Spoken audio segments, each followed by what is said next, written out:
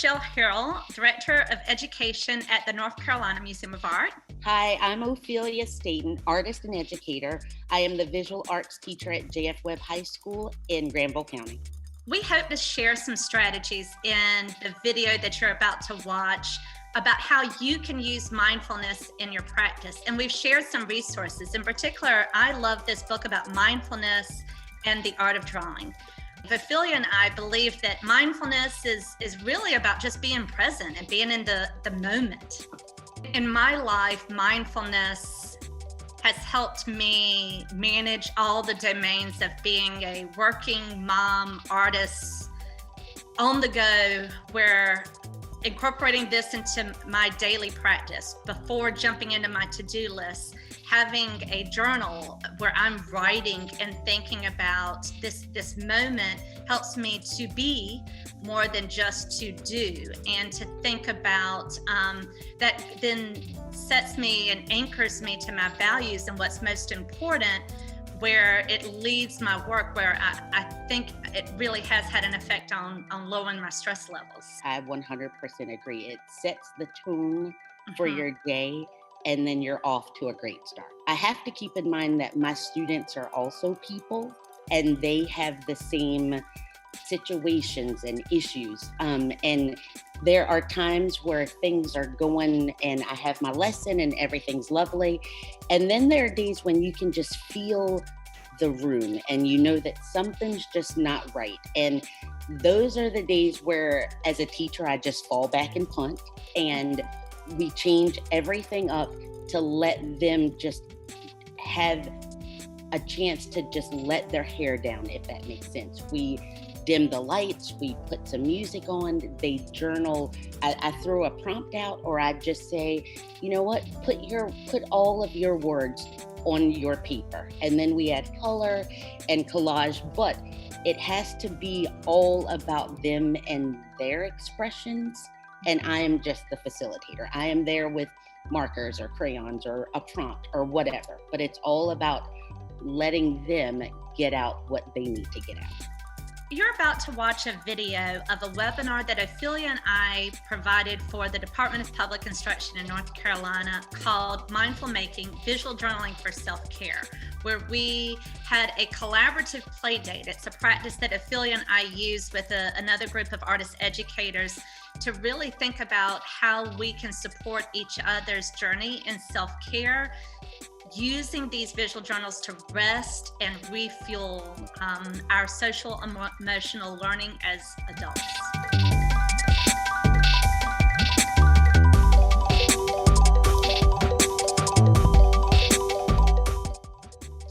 A visual journal for me, and I, of course, okay, so Michelle and I agreed as we were planning this that we would keep it super simple. And as I was packing this morning, I realized I brought my entire house with me. So let's get ready for a ride. A journal can be, it's a container. Let's think about it that way. It is a book of sorts. You can have wire bound, you can have stitch bound, you can have a tablet, you can have sheets of paper. What's important is it feels comfortable for you to carry around so that it's not cumbersome and you're like, oh, great, that's another thing I have to do. You want it to feel comfortable because what I hope to do today is to inspire you to always come back to this container. This container is, for me, it's almost like a brain drain. It's all of my thoughts go in here. I even call it like a wish cast. Those go in here. My work to do, my grocery list, everything it is, all of my thoughts go inside of these containers. And it's what I love to do is when I start a new one, I get so excited because I know that by the time I get to the end, it's a totally different Ophelia because the day is gone, if that makes sense. And I love watching me grow through this container. So your journal is whatever it is that you want it to be. There's nothing fancy. There's nothing precious. It is, in my opinion, for your eyes only. If you want to share your creations, great. If not, that's totally fine too. Inside of your container of the remains of your day, it's perfectly fine for you to agree that you're gonna, you know what, I'm gonna make a mess of this thing. I am going to put out my 5-year goals. I am just gonna spend time learning about me in this thing. And so that's what I want you to just allow for it to become, because it does, it will become if you show up every day to play with it.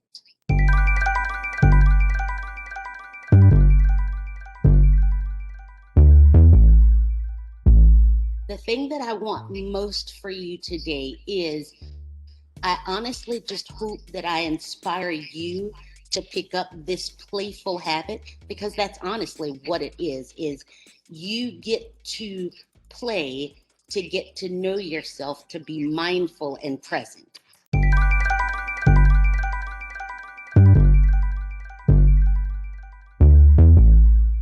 It can be whatever it is that you want to express. It can be very, very simple. It can be full-on kitchen sink, like usually what I end up doing. It can be doodles. There's so many things that you can do in your sketchbooks. I don't really care about the kind of paper that's in here.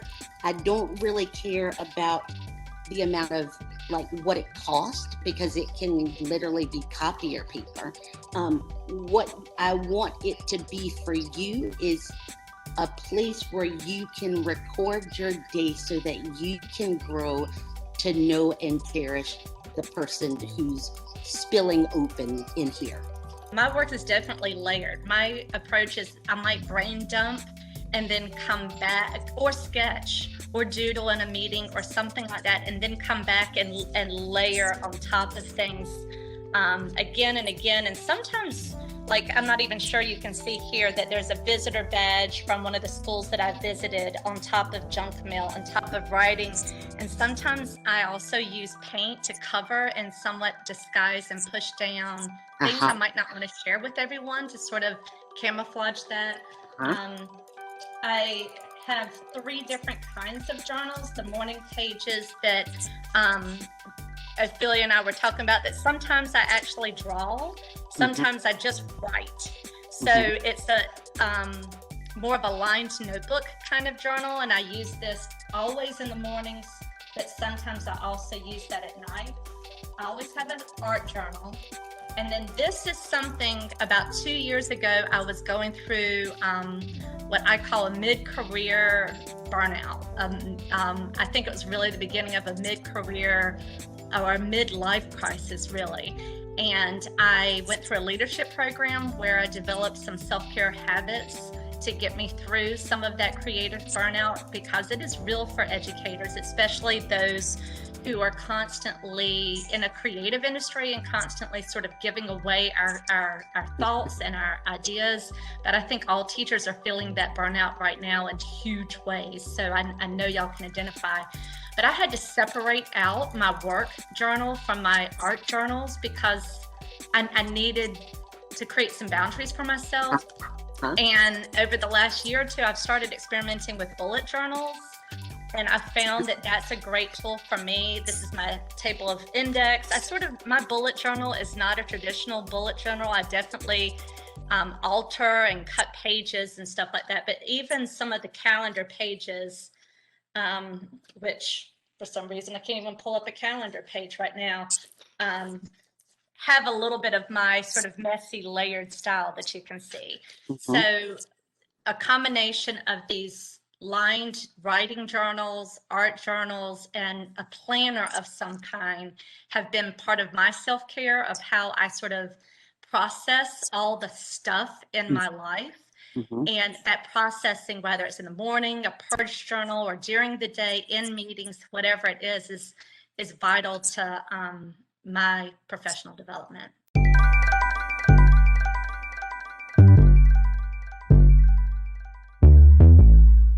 I just want to talk to you guys for just 1 second about some supplies. Because remember, I'm that gal that literally brings the entire kitchen sink. So I've got myself a pencil, and let's see if we can still keep everything in frame. A pencil, I've got a pen, or like a fine liner or something of that nature. I've got my journal, which I'll put it back in frame here in a second. I've got myself some markers. I've got myself some collage bits and stuff like that, which every time I sit to do this, I never have any sort of preconceived notion, because then I'm getting in my head, and I don't want to get in my head. I just kind of let it flow. So I've got myself some collage bits, and this is literally, can we all still see? Yeah, I keep it in like a plastic bag, and like dictionary pages or a receipt from Starbucks, or a cool paper that I found when I was in the hallway. My students know if they drop it and it's paper, it's fair game for me to glue it down in my sketchbook. So I've got that kind of thing where I just kind of keep in a folder, and I can pull from that if I need to. Anything like what do you call this? Regular tape on your desk will work. Glue will work. And because, Ophelia always has to grab the kitchen sink as she's leaving, I'm addicted to color. So I've got watercolor here. If you've probably been into like Walmart or Roses, and you've seen those Prang watercolor or Crayola sets. Those work perfectly. I just ended up bringing these at home. So like a simple one, but this one's like my full-on Nelly, goes everywhere with me. Our prompt for today, and when Michelle called me and asked me if I would be willing to do this, of course I'm like, oh yeah, it'll be great. And then I'm like, oh no, what have I gotten myself into? So I was thinking about it, and one of my favorite things to do in my journal to make everything okay in my space is to journal about gratitude. And I challenge you to be in a bad mood after you've written things that you're grateful for. And there are a lot of times where, as a teacher, I can, how you can just feel that something's off, and that we all just need a timeout. I literally will put some music on, kind of dim or like shut off a couple of my lights, and I have my students just write down 5, 6, 7 things, whatever comes to mind, that they're grateful for. And that's what I'm going to ask you guys to do. So with a pencil or whatever it is that you would like to use, because we can always come back and add color, I just want you to write we can still see my hands, because now my desk is an absolute mess, because that's how I work. I am grateful for. And then if you'll remember, Ophelia's all about color.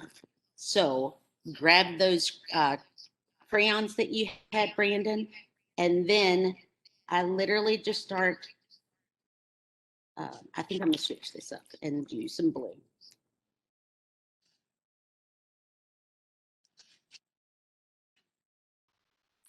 And, let's do this. I am grateful for. Now, as I tell my students, if you ever get stuck on what you want to say, just come back and write this sentence over and over again, and something else will pop in your head. I am, and then I'm going to do, if you feel the need to just kind of zone out for a minute on your list, that's totally fine. I am going to grab myself some pencils. And can I jump in and elaborate just a little bit too?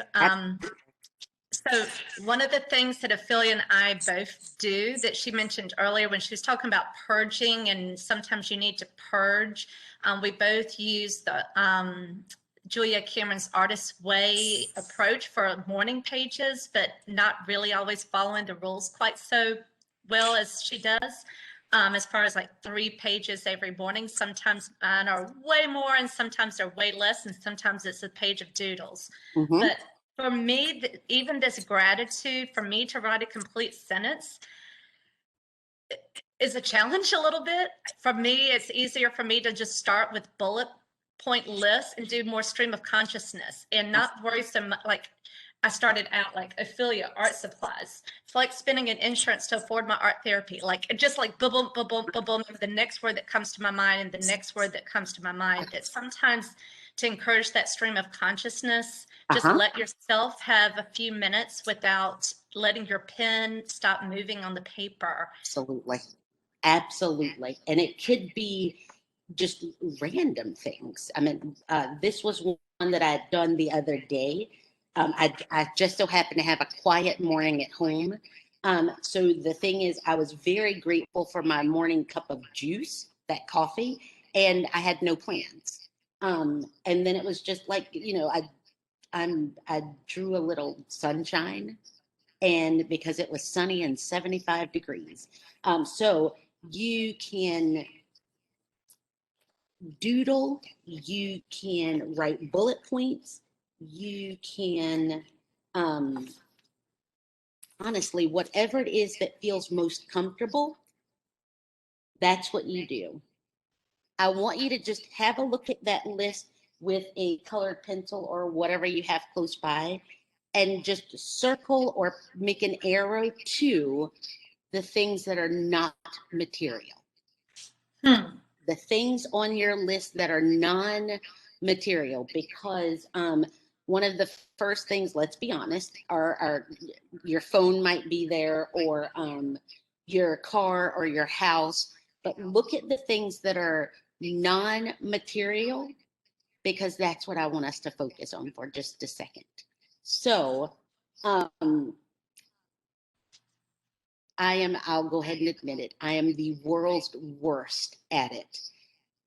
But if you walk outside and just sit in a chair and leave your phone on the inside, you feel so much better.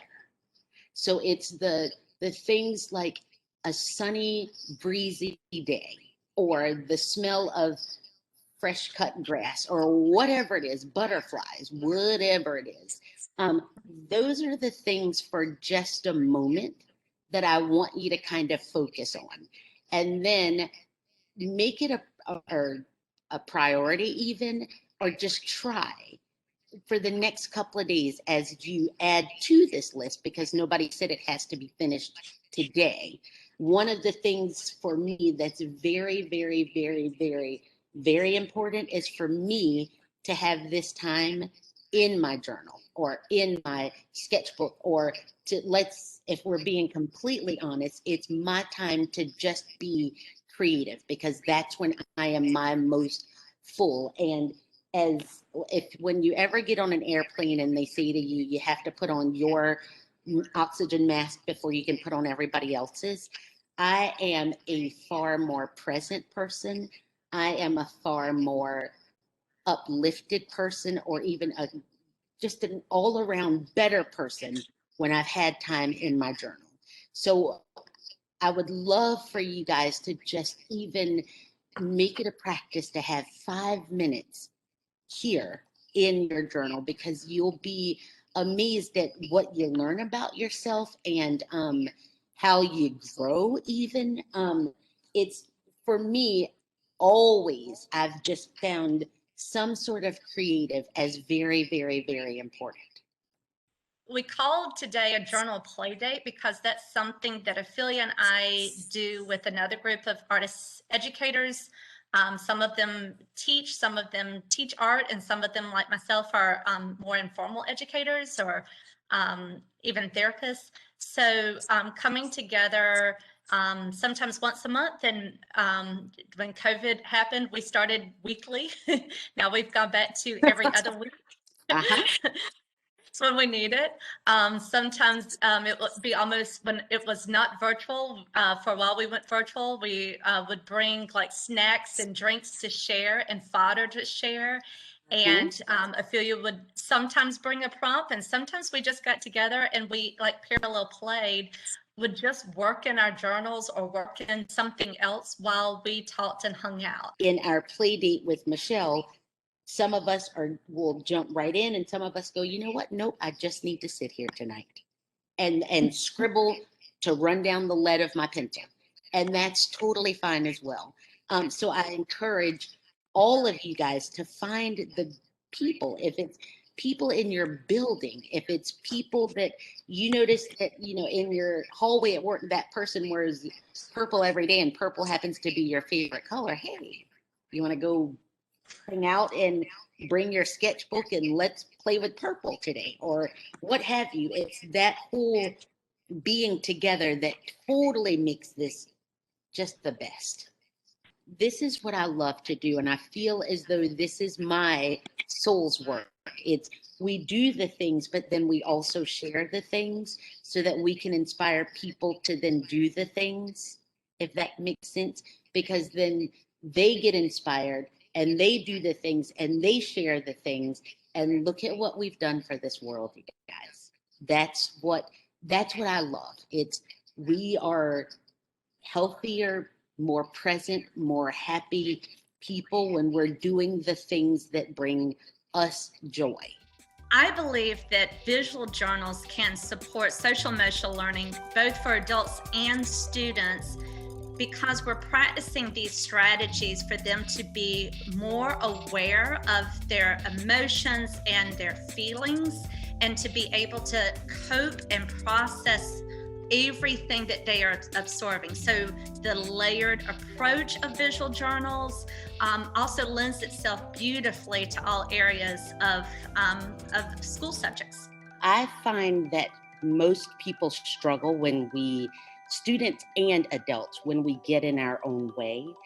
What's important is that you not overthink it, you not make it more than it has to be. It can be as simple as writing sentences or as grand as full-on paint and color.